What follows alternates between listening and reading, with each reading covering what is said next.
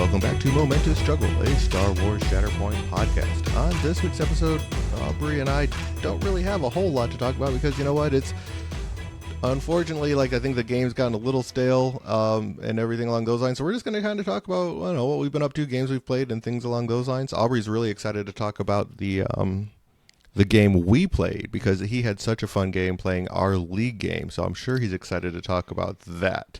So let's go ahead and jump into it. How you doing, Aubrey? I mean, that wasn't going to be the first thing I talked about, Todd. I'd like to talk about happier things first. Although honestly, a lot of my stories are about the universe keeps trying to kick me. Todd, I don't know how you're doing, but I've been taking stock of my Januaries of late, and I have gone from spending way too much money on a house and moving into a house in January to starting a new job and being kind of stressed out, and also some personal stuff was going on, and so very stressed out, to, oh yeah, my doctor tried to kill me by giving me, well, not even giving me, by giving the pigeon driving the bus in my head little happy pills, and they did not make me very happy, Todd. They tried to kill me. The way I think of it is, Todd, the pigeon crashed the bus, and then instead of getting help, pulled out a gas can, covered the bus in gasoline, lit it on fire, and then walked away while, doing the Die Hard. Well, you were still trapped inside? Well, yes, while my brain was still trapped inside. So I'm thinking I need to be careful next January. I don't know what's gonna happen next, but if a war breaks out next January somewhere, you all can just blame me, dear listeners. Thanks. I mean, I blame you for most things that happen in my life anyway. So, man, it's got to be Aubrey's fault somehow. Oh, no. Most of my stories today are about how things are technically not my fault, but, well, you be the judge. How are you, Todd? I'm fine, Aubrey. I'm fine. Yeah, just doing the, it's wild doing the dad thing. I mean, while trying to sit there and, prep for Adepticon. And also, we got... Scorched Earth's coming up, but it's not really it doesn't seem like it's going to be that big of an event for MCP. I think there's it's in what, 3 weeks? We have 5 people signed up, so it doesn't look like it's going to be a big one. You're actually going to play in it because so you're going to play in it because Chris Sampson decided he does not want to play in the event, and I think that's kind of a sign of where Shatterpoint is right now. Is the competitive players just are not feeling it because we haven't had a release in 4 months now, and I don't think we're going to have one until after Adepticon. It's looking like, because we haven't seen anything else post what's the name of that, mini strav. We haven't seen anything after the mini strav, so it's I don't see us getting anything new. So it's unfortunately, a lot of the competitive players are really just bored, for lack of a better way of painting it, because they're looking for the best thing to do, and the best thing to do is, for the most part, been solved at this point in time, and they, there's a couple of best things to do. With looking at you, Cassie, and looking at you, Boss. So it's figuring out, what they're going to do there. Okay, and that's about it. I don't, it's everything's on the competitive side's been solved. I mean, unless you're a casual nerd like you and me, we're fine. We're having a good old time with it. But it's interesting to see that. Chris has gotten more competitive games in than I've gotten any games in. I mean, I barely have played in the past 2 months just because of aforementioned health things, and so, I get it. It's hard. This is why I wanted to lean in. I was hoping to spend more time playing with Galactic Legends and Key Operations in the past couple of months, not knowing that life was gonna run me over instead. So I get it. Even I'm I've been beating my head against this Ahsoka Fulcrum thing, and it feels silly because I could just listen to Matt Booker or Chris or somebody, and they do such a good job. They're well, if you want to make it work, you could try this, and this. But they don't say the unspoken part where it's just yeah, we've already tried that. It doesn't work. And Right. I'm like, okay, okay, guys. Like, I was even talking to Sarah Cruel and Chris, Josh and Chris, about Mhm.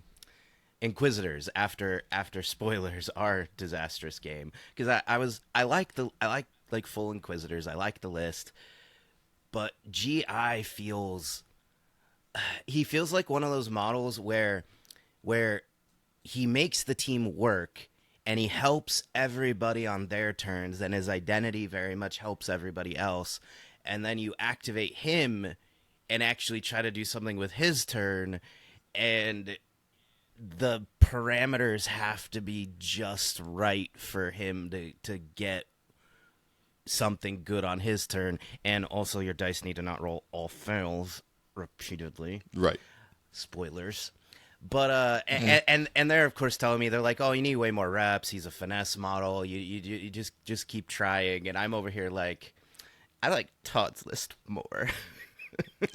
I know what his list is going to do for me. But Right. I'm gonna keep cracking away at it. Fair enough. Fair enough. I mean, I can see that, and it's yeah. I mean, I think that's kind of where, like, for the casuals, I think that's kind of where we are. And I think that's again why I think there's like a little bit of a lull there with us locally. Is like most people are just like, not really. Like, why am I going to go to a competitive event when there's just not a whole lot of competitive stuff going on? So I think that's kind of the big thing. Is like, I mean, and hopefully, that when Balin and Morgan's box come out, I think that'll give us a little bit more excitement and something to maybe revitalize some of those more competitive players, because it'll be two new boxes to play with, and then we'll hopefully start seeing some of that other stuff coming out, like the Qui-Gon box and everything along those lines. So I think there's going to be some other stuff when we get to the sequel trilogy stuff. I think that will hopefully start giving some people some excitement stuff to do. The new mission coming out with strategic positions, that might be fun. But so it's interesting. I mean, to see where we are currently in the evolution of the game and releases and everything like that, and how the people are responding to it, the player base and the competitive player base versus the casuals. Well, I can hear you, Omnis, groaning as I say this, but thinking about Magic the Gathering and Wizards of the Coast.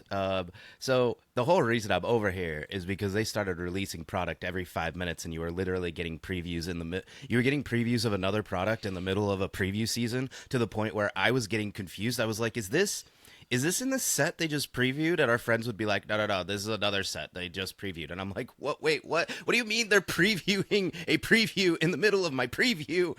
What?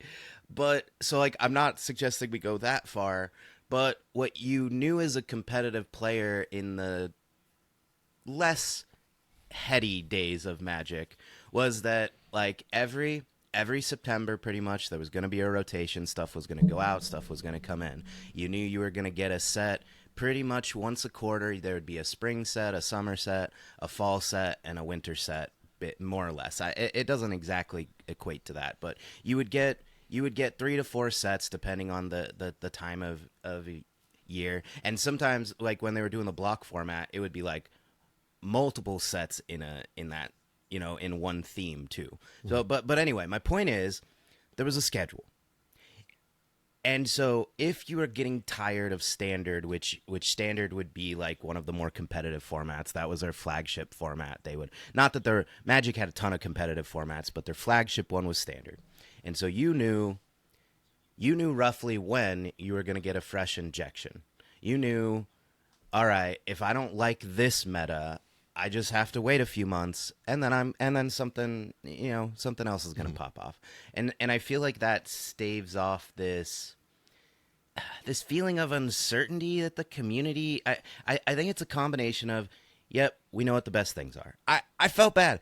There was a newer player in the Black Banner Gaming Discord, and he was asking Holden and I about, like, well, what's the best clones list? And then he proceeds to tell us that he doesn't own Hunter or Boss, those boxes, and we're like, Right. Well, Todd, how would you answer that question if you don't own Hunter or Boss? Annie Obi. That's I guess where you go with it. Which is pretty much what we advise of. Holden kept throwing stuff at the wall, and I was like, wait, guys, which boxes do you own so that we can answer this question properly? And then we kind of threw together an Annie Obi list with Rex and Wolf and Republic Commandos and 501st and like you know what that made me think of before Boss and Hunter. That would have been a decent competitive list. Would have been the best list. Right. No, but like, do you remember Rex, Todd? Because Petbridge Farm remembers. I remember Rex. You remember when he was the pinnacle of clone combat? Yeah. He was good. He was a good one. I mean, that's. It's a different time, man. It's a different time. Right.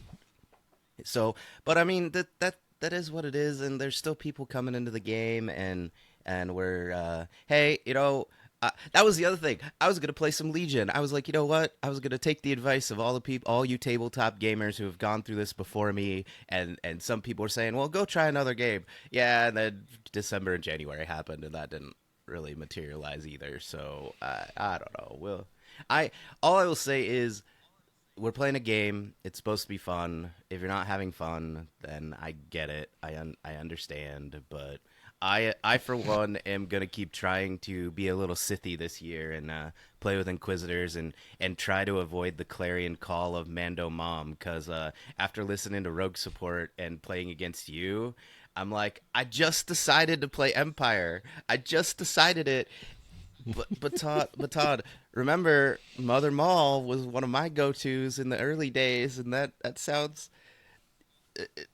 I like that. Mother Talzin is making a resurgence. Look at this. You're not even the only one playing her. There's dozens of a dozen of you. There's dozens of us, Aubrey. Dozens. But yeah, I think it's I think it's. I mean, like I said, I think we're in an okay place. We'll see what happens with it all. I mean, it's interesting to say the least. So yeah, I mean, but how are you doing, Aubrey? I mean, are you doing? What have you? I guess like we can. I think this episode's going to be kind of a what have you been up to since? I mean, you haven't been on the show for a couple of weeks, just kind of trying to get your head right, because doctors like to mess with your pigeon. So I mean, like what have you been up to? Like I know revolving around the show anyway. I know you figured out your computer, that was funny. And you played some games. No. I have to tell the computer story because it will not take long. I don't care. I have to tell the story. Buckle up, everybody. I hate computers. So, the TLDR version is this. For about a year, you may have noticed we've had technical issues up to and including my internet likes to just not work. It doesn't like to upload the video or upload the recording. The audio doesn't work. I've had every conceivable problem. One of the issues was that it seemed like I kept having storage capacity issues. So fine, I bought a second hard drive, installed it. Cool. I moved my Steam library. I moved stuff onto it. And it kept having this problem. And I'm like, what is going on? What could possibly? The only thing I could think of was that somehow Steam was putting its directory files back onto my original hard drive for some reason. No, Todd. A program I've never used on my computer, and I'm not even going to go into all these details, was running like test reports or tracking logs. Like it was just checking my computer's system and creating gigabytes after gigabytes after gigabytes of these logs and storing them in my program files to the tune of 300 gigabytes. And every time I quote unquote freed up space on my hard drive, it filled it up with more of these text files. And you open them and the text files have nothing in them. It's just performed check, performed check, performed check. Line after line, hundreds of gigabytes of performed check. And it's a program I don't even use. It's one of those like gamer optimization programs that you can use to like overclock your system and do all this stuff.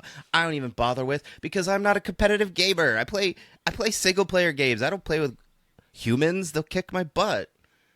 Like, come on. And so finally figured this out, deleted that program and threw it into the sun. And guess who hasn't had any technical issues since then, Todd? Yeah, I don't know. Why are you trying to overclock your computer to like play Baldur's Gate at an optimal level? I don't get it. So happy news. We probably won't have very many issues moving forward because apparently every last spot on my computer was filled with nonsense text. Yay! But So that was funny, if though. you tell me to keep going with my stories, it's going to be too much. So Todd, would you like to start talking about your league games first? Because I've got more stories, and you could just let me go. Well, I mean, I guess I'll talk about the one because you're going to talk about the other. I played against Bob for our league game. I can't even remember it at this point in time because basically we had a event at Gamers Guild. I think it was like an 8-player event, and we ended up just playing. I played Bob in the first round of that one. I think I played. I'm almost positive. I know I played Mom Mando again. Into gosh, I can't remember what Bob was playing. He was playing something that he doesn't normally play. I'm almost positive he was playing because he's been playing a lot of Republic lately. So I think I'm almost positive that's what he's been playing. Is like he played a Republic list into it, and it was typical. I've been playing a lot of Mom Mando. That's been my thing that I've been playing and having fun with. So that's, but that was like Bob basically having a good old time doing that. But yeah, I mean, I've really enjoyed. I think there's been a lot of podcasts that have talked about it because I don't want to beat that drum, I guess, more than I need to with it. Mom's been fun. Her revenge trigger is still solid. Like I think that omnidirectional move that she has, she doesn't have to dash towards the enemy that did the wounding. She has to attack that one, but she can dash wherever she wants to go. And I think that's pretty underrated. I mean, like everyone knows about that with Mando, and I think that, but it's like having another model that can do that is pretty awesome. And I heard you sigh there, Aubrey. I mean, yeah, because I could talk about our league game whereupon I only really feel like I made one mistake, but it involved Go ahead, that. Aubrey. All right. I know you want to. So go ahead and make it happen. So, like I said, I played Inquisitors into your Mando Mom list, and like it already just, I don't know. This is my play style, but every time I play a non-revenge list, I always feel like I'm just a little bit behind when things go sideways, and I know it's just a me thing. I'm not saying there's anything wrong with the list, but also, like I expected this list to be able to hang because of all of the diceless displacement. Like it has decent diceless displacement. I'm playing GI Vader 1 with all the Inquisitors and Bosk, and I expected it to, like, I could play around things, I could do tricky things, but every time I needed to make an attack against you, the dice were like, what if you did it? Like, my very first attack was a weird one where I couldn't quite get on the point, and so I had to make a ranged attack with GI. And it's a 6 dicer. His ranged attack isn't the best. But remind me, Todd, how many successes did I need to get you off the point and me on the point? Because it was an early stage of the game. How many? I believe you only needed one. Was it 1 or 2 successes? I know you only needed to get one shove to get me off the point. So I believe that was just 1. Yeah. One success, and I rolled 5 fails at a strike. Right. Yeah, you did quite well with that one because you were on that side that what side was that? I think you were on his Form 5 side, his Gemso side. And yeah, you just needed the one success to get that one shove. And I mean, the problem was, yeah, I mean, you needed to hit a crit, and you didn't hit a crit because you had, now, how many fails again, Aubrey? I can't remember. What was it? It was one, 5. two. I have 5. I have 5 fingers on one hand. Your so that whole was hand, five Todd. fails. Your whole hand. And that's just how most of my attacks, it feels like they just went. But to fast forward to the end, because it felt like, or not even just attacks, my defense rolls, I would roll like 4 out of 5 fail. Like, it was just the dice. Like, I hate to blame things on dice, because obviously there's things you can do. And this list, my whole goal of playing this like alongside my Cassian PLC list is that this is like, if I really need diceless displacement, like if I'm dealing with like Obi's hunkers and things instead of trying to attack, the whole point of playing this list is that I don't have to attack. I have the Vader option of giving extra dice and chunking in. But the whole point is the diceless displacement and the control aspects. And it was like I couldn't do any of that. And then at the end of the game, I went and I took your back. It would have been your back right point on your side, and I looked at the because we were playing on okay, shifting. Yeah. Like, I looked at the board. I looked at where Mando was. I looked at where Mother was. I thought about the revenge attack, and I was like, well, Todd's on this point, Todd's on that point. I'm like, he's probably not going to leave those points, but what didn't occur to me, and so I made an attack, So and I got a woo. yeah, let's set this up a little bit. Let's set this up. So we had the down the center. We had the center point on your side, the absolute center point for shifting, and then my back right. You moved a character up to, so I had Mando on the back center point on your side, and you had you had GI, so you moved another model onto that point. So you now outbodied me 2-1 on that point. I had Mom alone on the center point, and then I had 2 of the Night Sisters on the back right point. So basically, you moved GI onto that back point to double body it, and then you were able to move up to do an attack into the Night Sisters. And I'll let you take it from there because you were super excited. So I do this attack, and because it's GI, like, and this is part of it. Like, if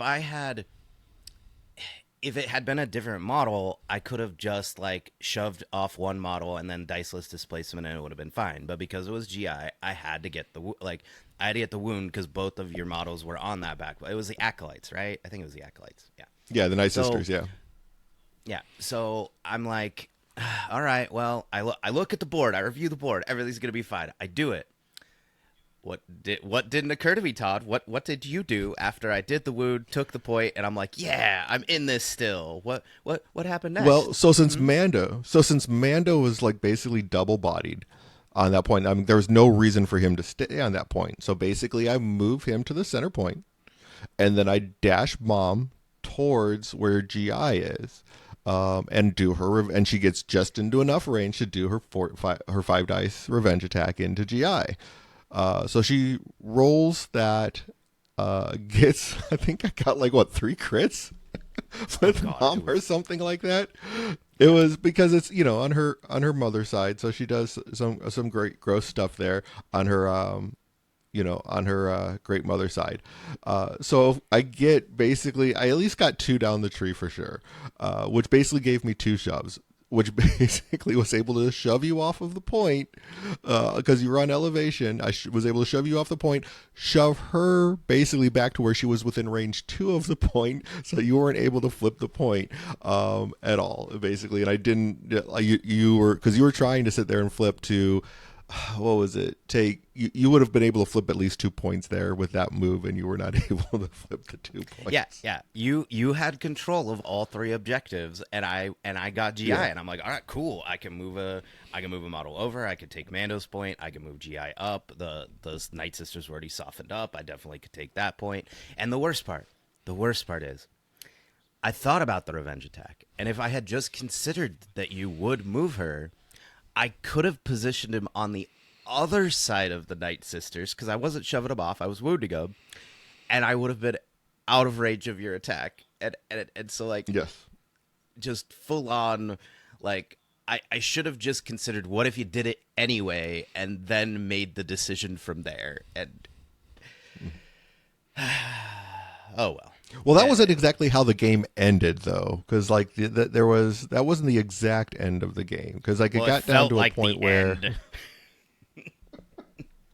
well, because there was a point where like it got to what I had to score 3 and get a wound, basically either score all 4 or get a wound, Oh and yeah. I had with my Mando. So basically, I pulled Mando. There was no. You still had the 2 characters on the one, so I wasn't going to be able to dice list displace and take that 1 point. So the only option that I saw that I had was basically to move to what was it? I Clan of Tude to clear someone off of 1 point. I still had the 1 point that Mom was on. So Clan of Tude to take the center point back, because at some point in time you took that. Then I did a climb action to sit there and get up in range of Force Sister. And it was, in all honesty, that attack into Force Sister, I wasn't going for the wound there. I'm like, okay, I just want to probably push her back to make her activation worse, was really what it was going to. But it was like, it's Mando. Sometimes he might be able to spike some crazy damage or something along those lines. So he goes up there and rolls his attack. And I think I ended up getting like enough successes to where like if you depend like he would have been able to full tree. He had like 6 or 7 successes or something like that. But you had fifth Force Sister. She's not too bad. I think, how many dice does she roll? I think it's like she rolls like 5 or 6. I think at range. Yeah, So it's range. She 5 was or, rolling 6. yeah. She was rolling 6. Yeah. So she had 6 dice that she got to roll. And how'd that work out for you, Aubrey? I can't remember what happened on that one. How many fails did I roll, Todd? Do you remember? Was it all of them? I'm pretty sure. How many? No, it wasn't all of them. Because how many fingers do I have again? Oh, right. It was 5. That's right. It was 5. Yeah, 5 fails. Yeah. So I'm sorry. You know what? I'm not even sorry about this. My dice did not do anything. I did make one major mistake, and I do believe that major mistake is what contributed ultimately to the loss. But also, Right. every time I needed dice to do like just moderately well, just average. I know how Right. statistics work. I took a whole class on statistics before I changed majors. Statistically speaking, I should have gotten at least a couple of good results. Right. Yeah. All right, I got it out, Todd. I got it out. Yeah, no, you did. You did. It was pretty funny. That whole thing. I found that absolutely hilarious. And the funny thing was, is like that attack that I did. I think I was on the bring it in warm side, so it was like I ended up being able to sit there and full tree on the bring it in warm side to wound you. And that's not because like all I was doing. I was only on that side because I'm like, well, I'm hoping to get 3 successes so I can shove you twice and push you back. To where it was make it more difficult. I wasn't even on the bring you in cold side. Yep.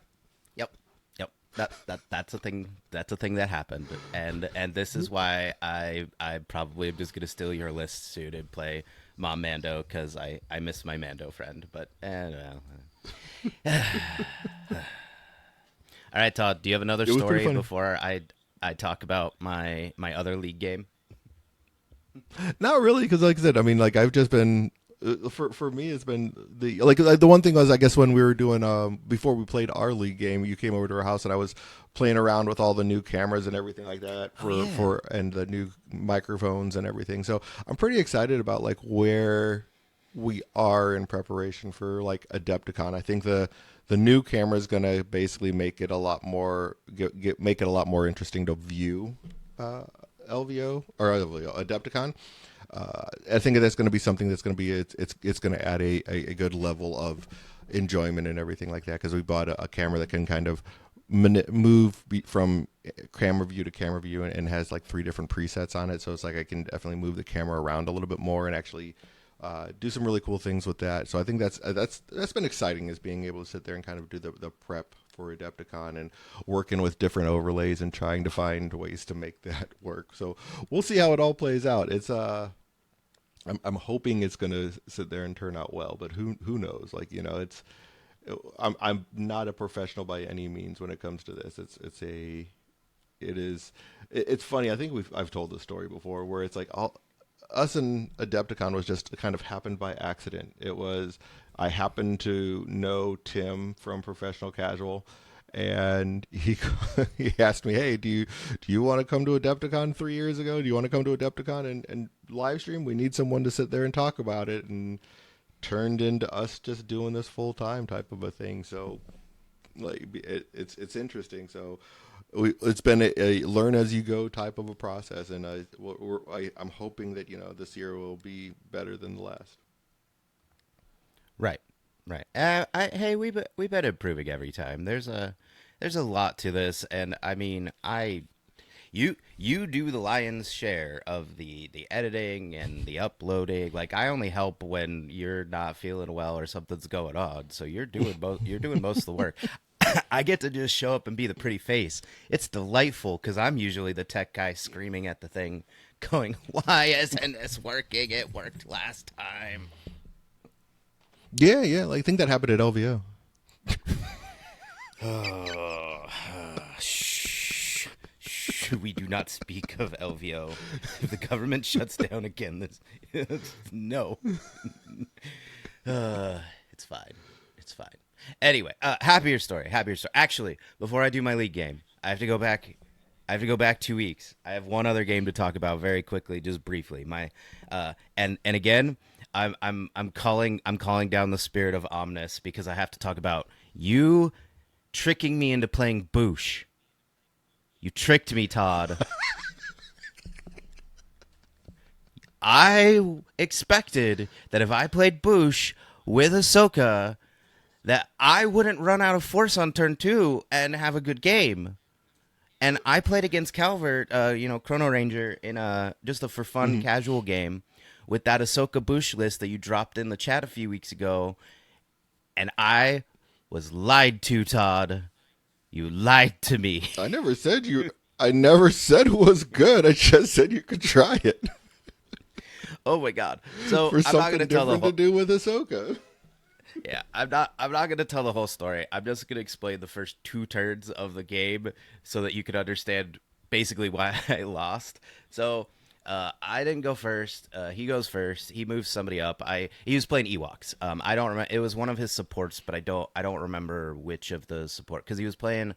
Was he playing with Pathfinders with that list? He was playing a little bit spicy list because he likes to mix and match his Ewoks. So he was actually playing with Chief Chirpa and Leia. Or no. It was it. No, he wasn't playing Logray. Yeah, it was. It must have been. Yeah, it was Leia. And sorry, guys, this has been almost 3 weeks ago. But anyway, the important thing is he moves up one of his supports. This is the only part of the story that matters. And I rip Bush. Bush, not the president. Anyway. Yeah, I'm putting George W. on the table. There's a classic for you, Todd. There it is. Shatterpoint, President's Edition. Right. What abilities would each president have? Oh God, I've started a whole different Let's episode. not go down that road. Let's not go down that road. Where are the weapons of mass destruction? Anyway, so let's see. All right, so of course, whenever I'm like testing a model, I kind of just go, all right, I'm gonna go with her. I'm gonna see what she can do. She does have that ability that lets her shove, and she does like if you can get her up on the point, like basically as long as I could get her in range, I could shove one support off, use her ability to shove the other one off, and I might be misremembering. Maybe it was like it was his secondary, and so like I tried to shove with her and attack, it didn't work, so then I low blowed. I don't remember. But the important thing is I had 2 chances to take the point with Boosh, so I was like, all right, let's try her.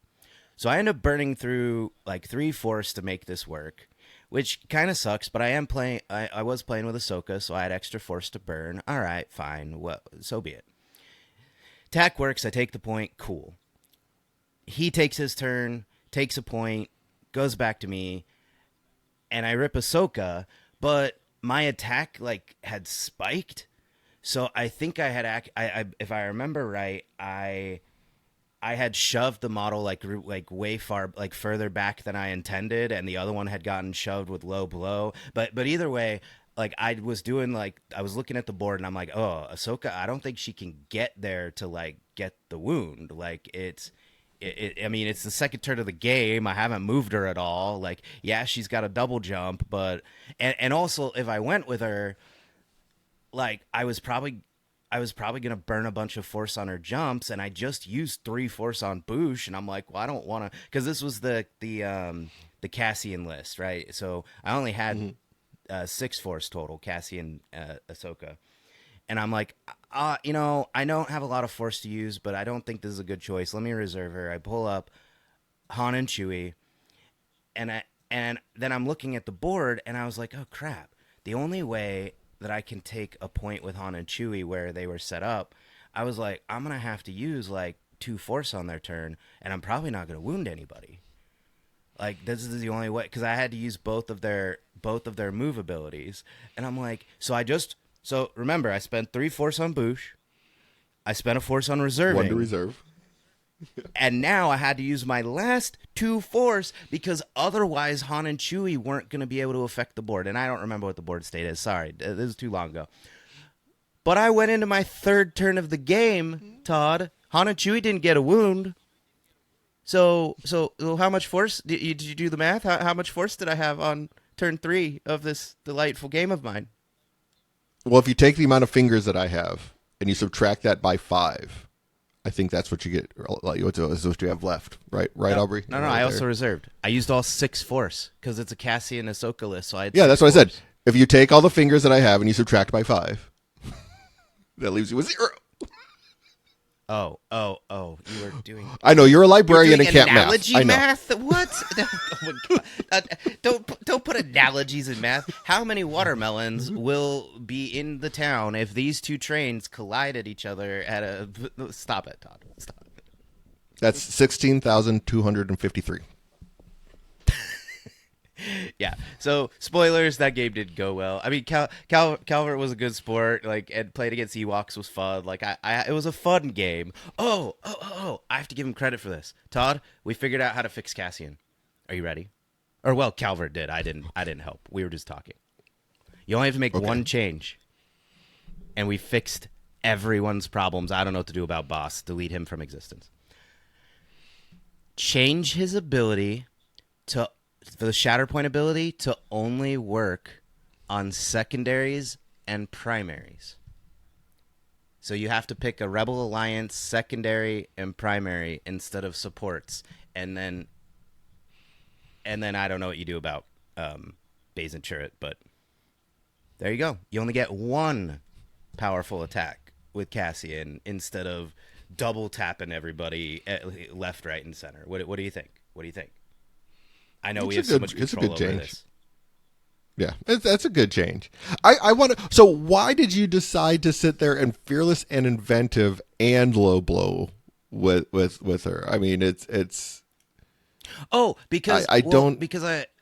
All right, so if I think it wasn't a support. I think it was a secondary. Like this was 3 weeks ago. I barely remember our game, and that was much closer. Anyway, it was because I didn't want to. It's right. It wasn't a support a 2 model problem. It was like his secondary or something, and I low blowed because her expertise is so bad, right? Or I mean, not low blowed. Fearless and inventive. Oh no! Yeah, it was a support. It was a support because I got the extra dice from Fearless and Inventive. Because they were so squishy, I was looking at her dice because it must have been Ewok, not the Trappers, the other one, Hunters. And I was like, well, if I spike damage here and I get the extra 2 damage, like I think I could actually wound them. Like I did the math, and I was like, that would be way better than having to just shove the model. Like just shove a model off and then have to spend the force on low blow. So I was trying to actually conserve my force, but then it failed. And so then I had to low blow. That's what it was. I was trying to conserve force and I ended up burning through force is really what happened. Thank you. I'm glad you looked it up. I don't remember. I don't even remember what these abilities do. What game are we playing? I think you're playing Star Wars Unlimited. I'm not sure. Yeah, no, But I yeah, was so trying to okay, conserve so my force. it sounds like you did not accomplish that task at all, Aubrey. No, and I blame Boosh. It definitely was not the pilot error or any decisions that I made that caused any of these problems. None whatsoever. You're welcome. Oh Lord. Yeah. Okay. So that was and then you had one more Todd's league like, game that was I'm just gonna. Todd's like, I need a podcast host who knows how to play Shatterpoint. Taking yeah. taking auditions later. No, this is the content that people keep coming back for. Is the Aubrey the Aubrey squirrel. But no, so you had one more game against Dean's brother. What's his Yeah, name? Dean's brother. Dean's brother. Starts with an Oh, A. Austin. Austin, that was it. Yeah. So we're playing. So you had a game against Austin. I actually get to play him in the league this time around. So yeah. So you get a game against him coming up. How did that go? Okay, so he and I chatted before the game, and he had just played against Cassian PLC, and because I was like, hey, do you want a sweaty game? Do you want a fun game? What do we do? Because I'm not in the league. I'm not in the league for a long time. I'm in the league for a fun time. And he was like, I just played against that. Can you literally play anything else? And I was like, I played Quiz because I didn't really care. I knew what lists he brought, and I figured he was going to play his separatists either way. And I wanted to see how I am using the league to like get reps with the Inquisitors to try and figure out if that's really what I want the other half of my premier list to be, or if I want to play Mando Mom instead because that looks like fun.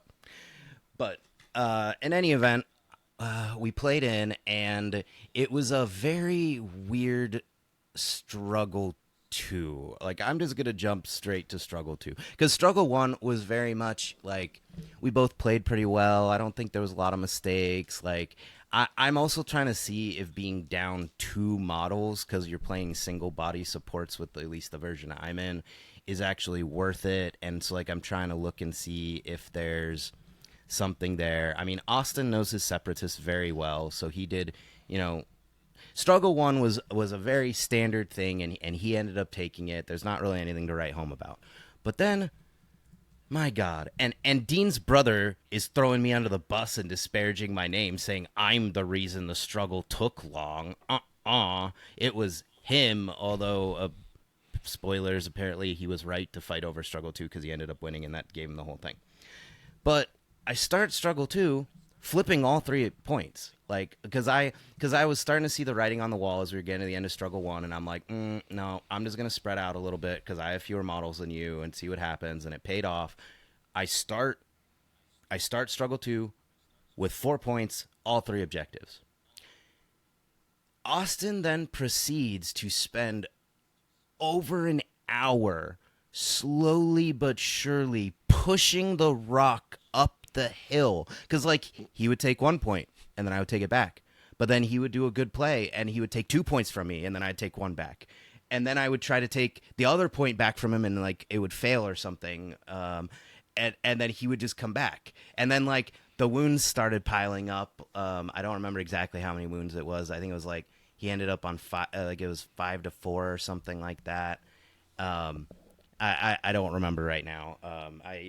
In any event, like the war of attrition just eventually went in his favor, and then there was just some fun positioning things like the aqua droid. Like he managed to get the aqua droids on some scatter, so like I couldn't force repulse with Fifth Brother. I had to like actually attack in with Fifth Brother, and like I have to say, there wasn't too many crazy dice spikes. There weren't too many crazy dice flops.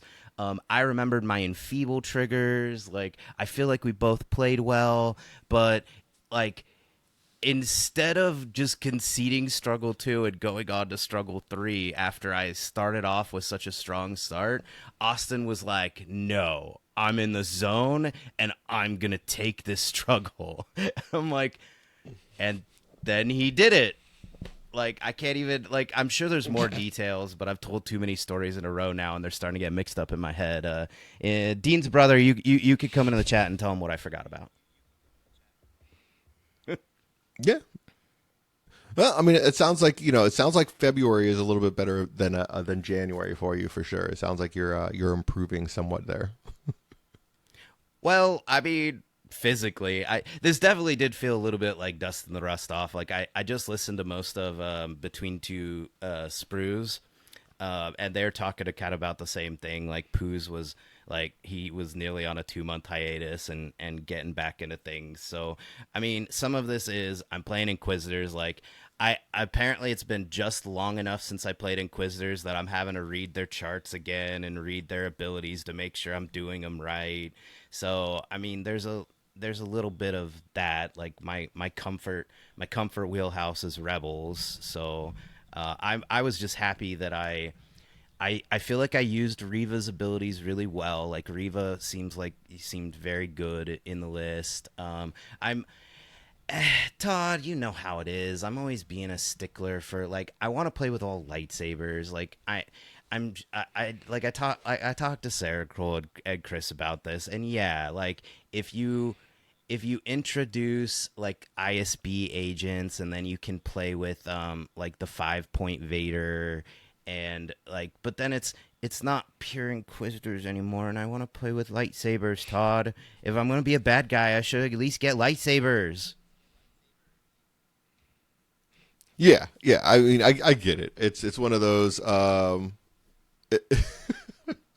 It's one of those that definitely you're playing for flavor, not for freaking wins. You know what I'm saying? You're playing, and I think that's a big part of what happens there with everything. So it's there's a lot of people when they come to play this game, you have your competitive, and you have your people that play for flavor. You play for fun. I mean, I can say the same thing like on the other games that I play. Like I play MCP like crazy, and I I don't I play MCP, but it's like I don't play competitively. I play A Force, which is probably one of the worst affiliations in the game, and but I play for fun, and it's like I just play a bunch of ladies that like to run around and beat up stuff. So Hang on, Todd. Hang on, Todd.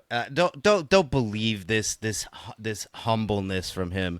Aren't you like one of the top rated A Force players at MCP because there's only like 10 of you? yeah, I mean I'm top 10 because there's only 10. Is really what happens. Is like I was like I'm kidding. there's I'm kidding. like on Longshanks, I think I'm like number 8 right now because but like there's only like 40 players in the world like that have a ability to get a Longshanks rating. So it's like it's not that it's but it's like I said, I have fun playing it. It's and that's I think the big thing is like finding that difference between like playing competitively or playing your fun stuff and finding that balance sometimes you have to find the fun of it. And I know that like for some people, especially like some competitive players, man, it just doesn't work that way. You can't play for fun because it's just no. You got you don't have that in you, and I get it. I mean, I've seen that like in Magic, man. There's people when we were playing competitive Magic, man. There's just some people just could not play the fun stuff. They just had to, they're playing to win no matter what type of a thing. So it happens. But so I don't know. We'll see what happens. I mean, like I said, kind of going full circle back to the original conversation of where the game is for the competitive sense of everything. I think I'm hoping that post Adepticon there will be some changes that will breathe a little bit more life into those competitive players because I think this GT season is going to be pretty exciting for those people. Like it looks like Frontline Gaming got a lot of GTs. A lot of their stuff that wasn't GTs last year are GTs again. So it'll be an interesting GT season for sure. I know that Gamers Guild here always gets one that because they're just a giant store. I think they're based off of what they do, like with sales. I think they're always going to get a GT if they want one. So they're getting one. We got one over at Smite Club. So it'll be interesting to see kind of like what happens with all of that. Yeah, yeah. I'm still excited. We haven't even scratched the surface of what's possible in Shatterpoint. There's still a lot of ground to cover. There's a lot of characters that aren't Right. in there. I am still asking for my Cal Kestis model. Come on, guys, Cal Kestis when? But it there's a lot of space to explore. There's a lot of places to go, and balancing a game going back to that conversation I was having with Chrono Ranger. I'm like we went through like 3 or 4 iterations of, well, what if you made this change to Bazenshire? Nah, that doesn't work. What if you made this change to Cassian? Nah, that doesn't work. Like we were going back and forth, and then he finally was like, well, what if you did this to the Shatterpoint ability? And I was like, oh. So I can't imagine the because we're just doing it idly as a thought experiment. We don't have to sit down with spreadsheets and notes and trackers and see how it and work with play testers and get feedback and iterate and iterate and iterate. Like I no thank you. I like my librarian job. I not Right, I, right. I mean, I would like want to do it. for what it's worth, I'm sure that's a blast. I mean, because you have they if they see a problem, I know that they sit there and do the testing, and then they do their internal testing, and then once they think they have it figured out, they go to the play testing teams that they have out there, because I mean we know that they have quite a few different play testing teams that they work with and everything along those lines. So they go to their play testers and have them do their thing. So I'm sure that on the backside, I mean, I know they have to be aware of like the discourse that happens with around some of the models, and I'm sure they look into, is it possible to sit there and make changes, or is it not? And we don't, that's the biggest thing, is sometimes there's just maybe not a good option to sit there and do that. I mean, like is a nerf to Cassian or a nerf to Boss really going to fundamentally change that model to the point where it's just not playable anymore? And that's the biggest thing I think that we always are looking at is how do you fundamentally change something to not be destroyed? I mean, and I've seen in MCP where they've gone back, they've made a change, and then they've had to change it again because they've overtuned it or undertuned it, and like they want to make sure that they do it right the first time if they're going to do it at all. And I think that's the big thing there, is it's not an easy process, like you said. It's just something that's going to be difficult to do. Well, and I like I don't know if it was Schick or Plummer. I don't know. There's been too many interviews and too many people, but they have this philosophy that they talk about where, remember that every model you're putting out is somebody's favorite character. I mean, I'm sure Fifth Brother is somebody's favorite character, and he has like what, 6 lines of dialogue probably total across every single piece of every comic book and show he's been in. But I'm sure somebody loves Fifth Brother. Well, you don't want them to put their favorite character on the table and have him be a stinker. So that's not fun either. So I mean, yeah, you want to keep things balanced, and that's got to be hard because there's always going to be a best thing and there's always going to be a worst thing, and you're just trying to make it feel less like the worst thing and less like the best thing, but not too much. It's giving me a headache just thinking about it, Todd. All right. Well, I mean, if you're getting a headache just thinking about it, I guess that's a good place for us to stop anyway. Then, so we'll go ahead and call it an episode there. It was more like you got something else. Nope. I've got one more story, Todd. I got one more story. Okay. You didn't let me talk about my delightful package I got from eBay. Do you remember this? Oh God. Yeah? Yes, how could I forget? Yeah, go for it. How could you forget about my delightful package I got from eBay? Someone was just giving you the opportunity to do a little bit more hobbying, Aubrey, but go ahead and tell the story. Oh my God. Oh my God. All right. So I'm always looking for deals and steals and like good stuff on online. Like that's how I get some of our terrain. And so I see this listing pop up.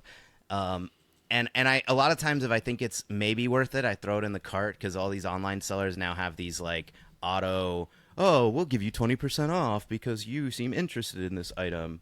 And so after I got like a discount on this, somebody was basically selling a fully painted core set with extra dice for roughly the same price as just a retail core set, just full stop.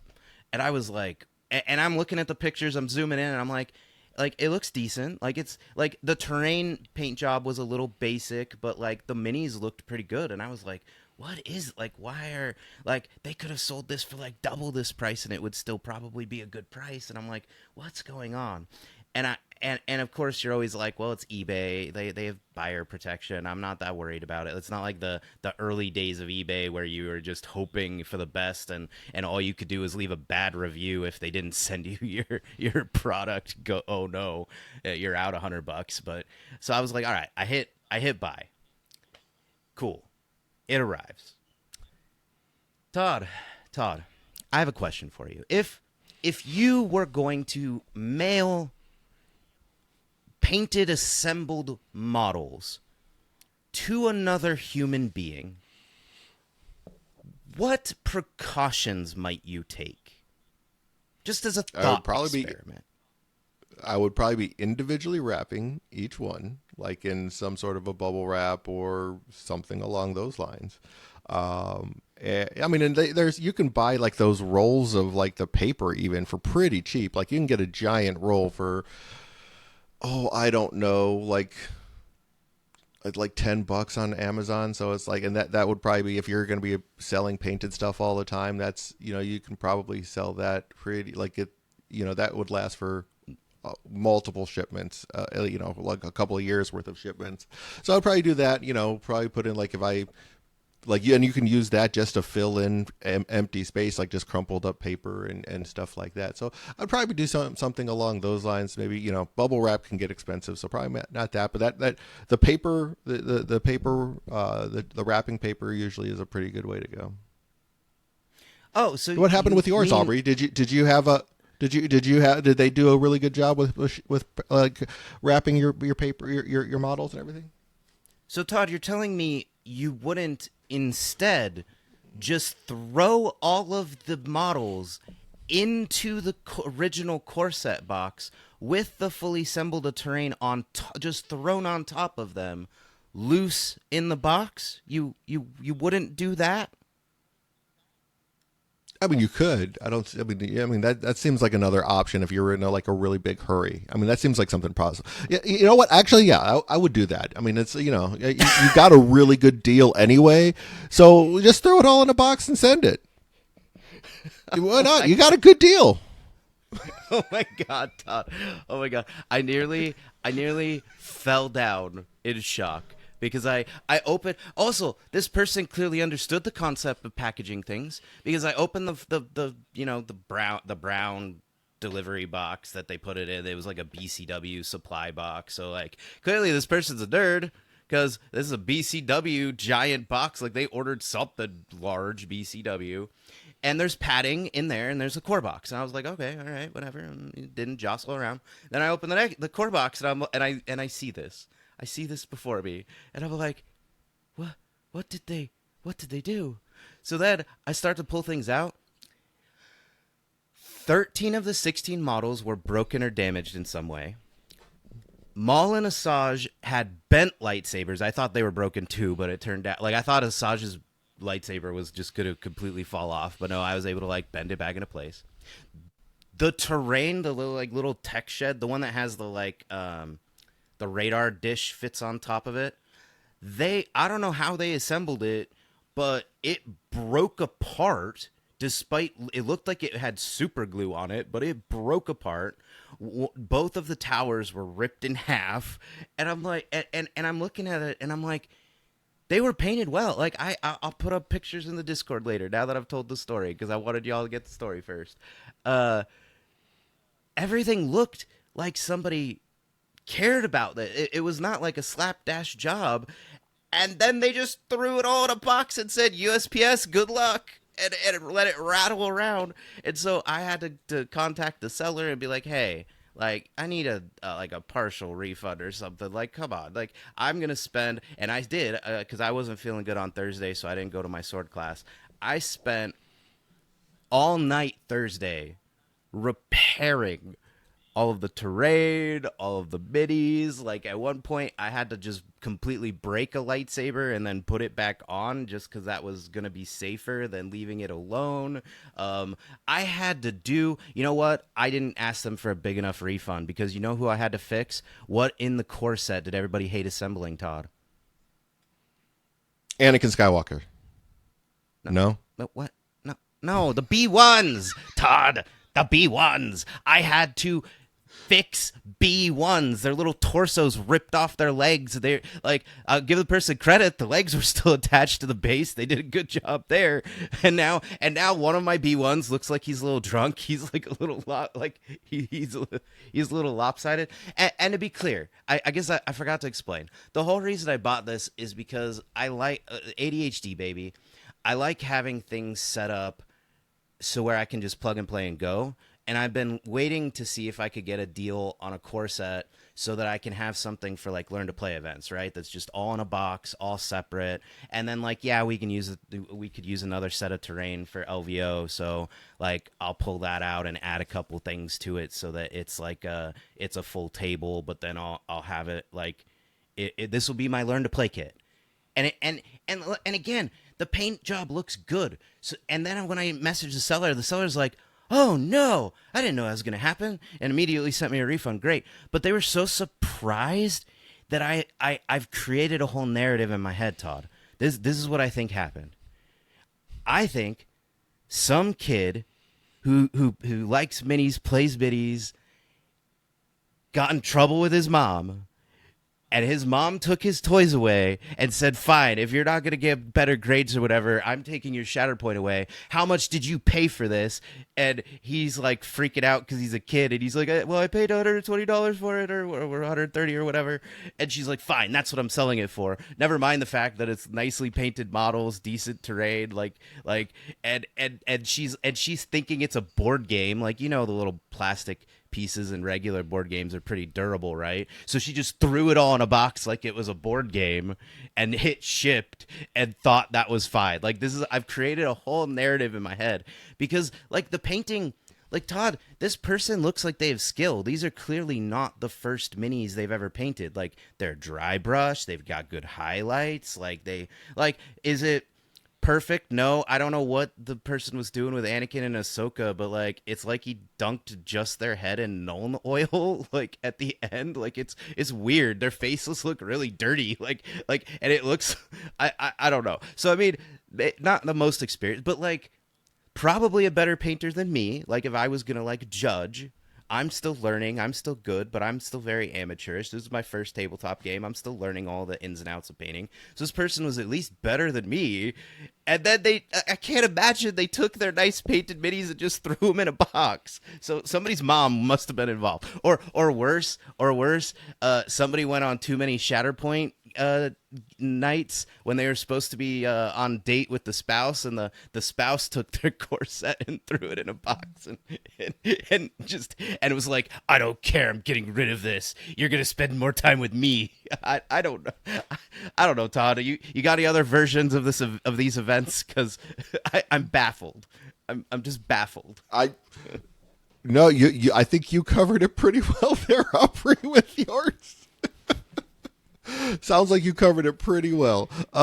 Yeah, I know that you were pretty excited about how all of that was going. That was an interesting couple of days, like just watching you implode from the stuff that you ordered on eBay. Todd, human beings are fascinating. I love you all, and you're insane. Like I was at the store yesterday. Like I got one more story for you, completely unrelated. There's a couple of women behind me who are clearly from out of state or something. Actually, I talked to them. They were from Indiana or something, and they kept saying, "I want to try prickly pear. I want to try prickly pear." And I'm like, "What prickly pear? What? like what prickly pear?" Well, they were talking about adult beverages, and I guess they wanted like some kind of, I don't know, they had a bunch of wine with them. I don't know. They were on their way to a party or something. And I was like, well, maybe they want like, I don't know, some sort of flavored cocktail or whatever. And I was like, well, I'm like, manager's like right over there. You just ask him. But then they go off and disappear, and they come back with a 6-pack and it says prickly pear on it. And there, because this was a long waiting in line, whatever. They come back and they put it on the counter and they're like, yeah, we're going to drink prickly pear. And the other woman goes, well, what is it? And I'm like, I turn around and I read the label, Todd. It was a wheat ale. It was a prickly pear wheat ale. And I was like, oh, it looks like you grabbed a beer. And they're like, a beer? And I'm like, it says wheat ale on the like this isn't some secret knowledge I have. I'm like it says prickly pear wheat ale. I was like, yeah, it's a wheat ale. They're like, oh, well, what does that taste like? And I was like, well, I mean, it's a beer. I'm like, it's gonna taste like a beer. And they're like, oh, I don't. That's probably gonna taste bad. And then they bought it anyway. They're like, well, I just want to try it. And I'm like, I even put it to the manager again. I was like, well, if you want like a cocktail mix or a mixer or like a flavored drink, like I'm sure there's other options. And so to end the episode, Todd, human beings are fascinating. They will make every decision you could possibly imagine, and many you would never imagine. Like throwing all of your nice painted minis in a box and letting them rattle around across the country. The end. I don't think I have anything else to say. Thanks, everyone. You have a great day, and thanks for listening. Friends, don't let your friends paint minis and then send them across the country loose. And may the force be with you. May the force be